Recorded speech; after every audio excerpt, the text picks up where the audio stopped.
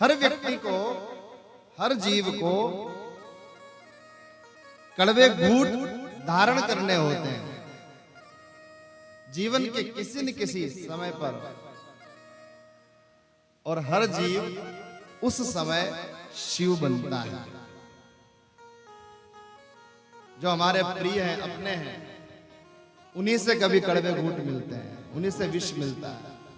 उस समय उस विष को धारण करना होता है। और ये कथा ही हमको, हम जिसके चरणों में प्रीति हो जाए तो उस विष को धारण करने की क्षमता हमारे अंदर आ जाए। सबसे बड़ा गुण है शिवत्व के लिए जब आगे चलो तो धैर्य। सुनो, धैर्य। धर्म के जो 10 लक्षण हैं उसमें भी सबसे पहले आता धृति। धैर्य। सुनो, देखो, रुको, फिर चलो, फिर बोलो। थोड़ा बोलने के लिए बहुत ज्यादा सुनना होता है। एकदम से मत बहक जाओ, एकदम से मत जवाब दो। निर्णय लेने में थोड़ा धैर्य रखो। ये शिव गुण है। हर व्यक्ति लाइफ में ऐसे मोमेंट से निकलता है, ऐसे ऐसे चौराहों से निकलता है जब उस व्यक्ति को बहुत अधिक धैर्य की आवश्यकता होती है। अधीर हो जाओ। और अधीर कब होता है व्यक्ति? विपत्ति के समय।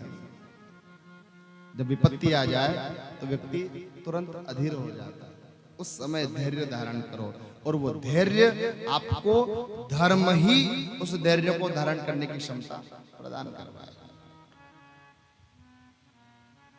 अगर धर्म का आश्रय नहीं किया, शिव का आश्रय नहीं किया, तो धैर्य रूपी गुण नहीं आएगा।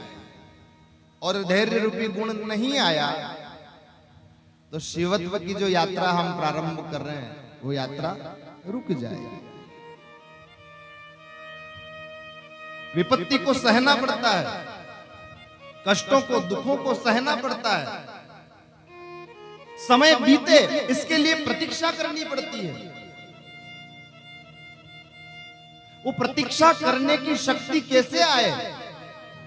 बोले हरि नाम लो, भगवान नाम लो, परमात्मा का चिंतन करो, पुराणों का आश्रय करो, सत्संग करो। क्या होता है सत्संग करने से? बोले प्रार्थना करने की क्षमता आती है। और जब प्रार्थना व्यक्ति करता है तो उस प्रार्थना करने से,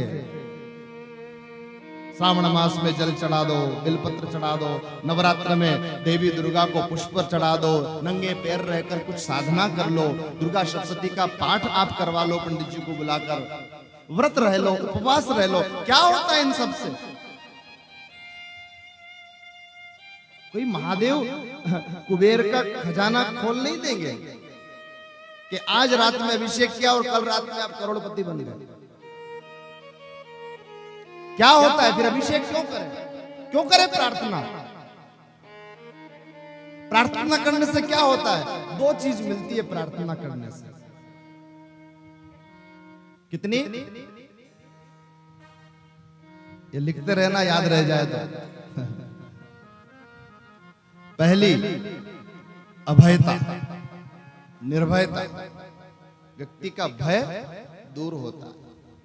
आने दो ना, कैसी भी समस्या हो निपटेंगे, जो होगा जो देखा जाएगा। ये कह देना आसान है, पर विपरीत परिस्थिति सामने आकर खड़ी होती है, आदमी घबरा जाता है, पैर कांपने लगता है। कई लोग, हमारे भारत राष्ट्र के क्या पूरे विश्व के कई लोग, जरा सी विपरीत परिस्थिति आती है और फांसी का फंदा गले लगा लेते हैं, मौत का आलिंगन कर लेते हैं, मर जाते हैं।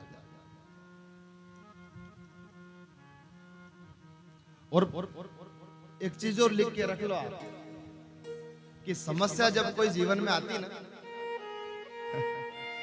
दरवाजे पर, दरवाजे की देहली से अगर एक तकलीफ अंदर पहुंच गई ना कैलाश दादा, एक दुख अगर अंदर आ गया तो लिख करके रख लेना 10 दुख और तैयार है, 10 समस्या और बाहर खड़ी है। अभी तो एक ही समस्या अंदर आई है, 10 और खड़ी है।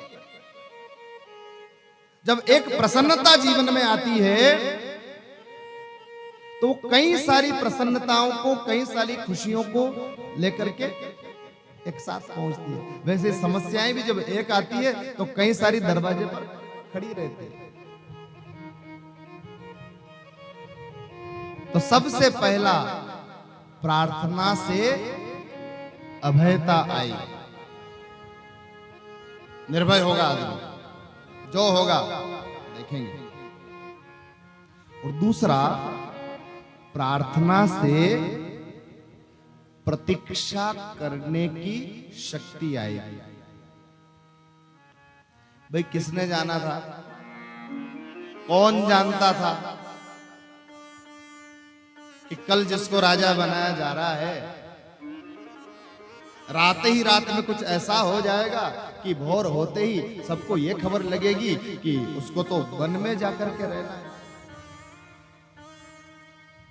पता था क्या किसी को? कब ये नाव दुख के किनारे चली जाए, कब अनुकूलता का प्रवाह मिले और सुख के किनारे चले जाए। सुख दुख है क्या? बोले नर्मदा जी बह रही है, एक तरफ तो सुख का किनारा है, एक तरफ दुख का किनारा है। आप हम नौका में बैठे हैं और नौका में कोई पतवार नहीं है, ये कहीं भी जाकर रुक जाती है, कभी दुख के किनारे, कभी सुख के किनारे। और सुबह ही घटना घटित हो गई।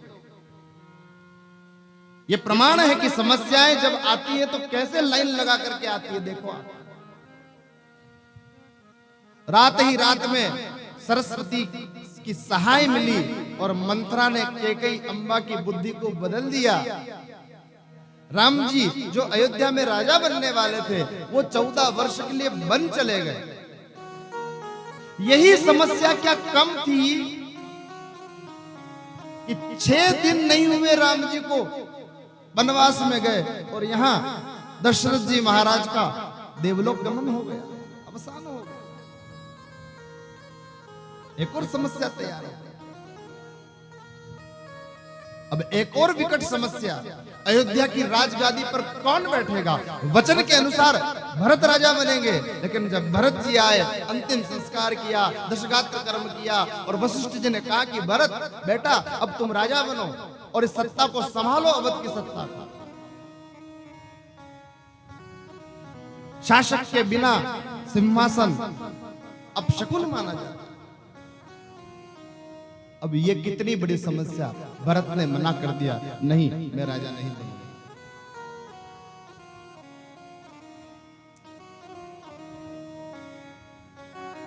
पिताजी का मेरे भैया राम को वन में भेजना, ये मेरे लिए ग्रहों की बुरी दशा है। सब सेल एक्टिव हो जाते हैं साहब। जब समय खराब आता ना तो आपके घर का वास्तु भी खराब हो जाता है, जब समय खराब आता है तो आपके ग्रह भी खराब हो जाते हैं, जब समय खराब आता है तो आपके सगे संबंधी खराब हो जाते हैं।